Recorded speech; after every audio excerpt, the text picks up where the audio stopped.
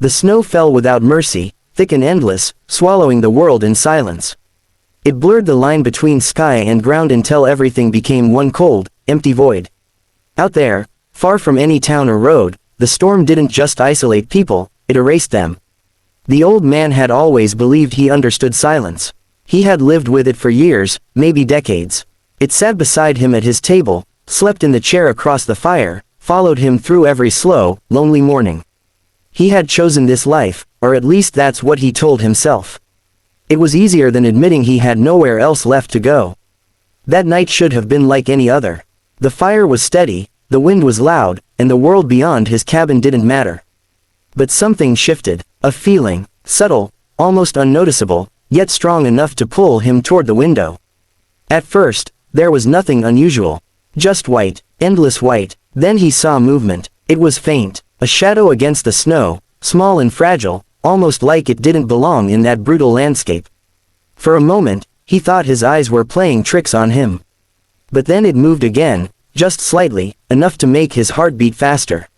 He didn't think, he didn't question, he just acted. The cold outside hit him instantly, biting through his clothes, but he barely felt it. His focus was fixed on that shape ahead of him. Each step through the deep snow felt heavier, slower, like the storm itself was trying to stop him. When he finally reached her, everything inside him went still. She was just a child, curled into herself, barely conscious, her body trembling so faintly it was almost invisible. Snow had gathered in her hair and along her lashes, giving her an unnatural stillness, like something frozen in time. He knelt beside her, his hands shaking for reasons he didn't fully understand. Fear, maybe, or something deeper. "Hey, can you hear me?" he asked softly. Her eyes opened just a little. And in that brief moment, something passed between them, something unspoken, something heavy. Then she collapsed again. He didn't hesitate after that. He lifted her carefully, holding her close as if she might break, and carried her back to the cabin.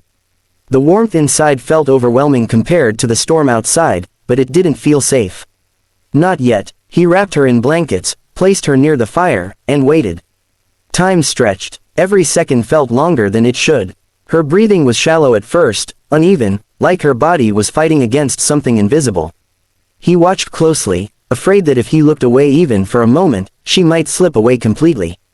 Then she moved. A small cough, a slight shift, but it was enough. Relief hit him harder than expected. Her eyes opened slowly, adjusting to the dim light of the cabin. She looked at him, not with gratitude or confusion, but with something far more complicated.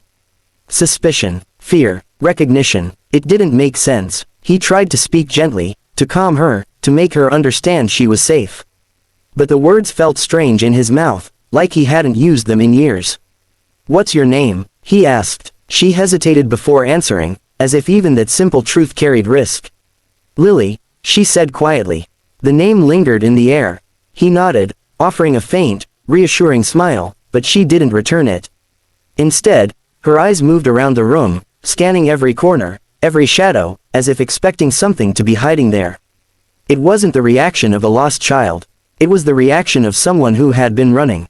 He noticed the way her hands gripped the blanket tightly, the way her shoulders tensed at the sound of the wind against the walls. Every small detail pointed to the same thing. She wasn't just cold, she was afraid. He tried to ask more questions, but her answers were fragmented, incomplete. She spoke like someone trying to avoid stepping into something dangerous, carefully choosing what not to say rather than what to reveal. As the night went on, the storm grew stronger. The wind howled louder, pressing against the cabin as if trying to force its way inside. The fire flickered, casting shifting shadows that made the room feel smaller, tighter. And through it all, the silence between them grew heavier. At some point, she leaned closer to him.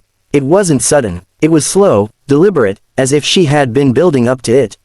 Her voice dropped to a whisper, so quiet it almost disappeared before it reached him. What she said didn't belong in a place like that. It didn't belong in a child's voice. It was wrong, completely wrong. The kind of words that didn't just create fear, they planted it deep, where it couldn't be ignored. He felt it immediately, a coldness that had nothing to do with the storm outside. From that moment, everything changed. The cabin no longer felt like a refuge. The walls seemed thinner, the shadows darker, the silence louder. He couldn't stop thinking about her words. Couldn't stop replaying them, couldn't convince himself they didn't matter. But they did, because they weren't random, they meant something, and whatever that meaning was, it was coming closer. The hours passed slowly, painfully. Sleep never came. Every small sound felt amplified, the crack of wood in the fire, the whistle of wind through the cracks, the faint creak of the old cabin settling under the weight of the storm. Then came the knock. It was soft at first, almost polite, but in that silence, it felt deafening. His entire body went still. Another knock followed, louder this time. Deliberate, demanding. The girl's reaction was immediate. Her eyes widened, her breathing quickened, and she shook her head before he even moved. She didn't have to say anything. He understood. The knock came again, heavier now, accompanied by a voice. Cold, controlled, certain, the kind of voice that didn't ask, it expected. The man outside spoke like he already knew the answer, like the outcome was inevitable. And that's what made it terrifying. The old man felt something inside him shift again, deeper this time. Something he hadn't felt in years. Conflict, fear, and something else, a decision. He moved toward the door slowly, every step heavy with uncertainty. His hand hovered near the handle, but he didn't open it. Not yet. The voice outside continued, calm but firm, explaining just enough to sound reasonable, just enough to make refusing feel like a mistake. But the girl's silence behind him said everything.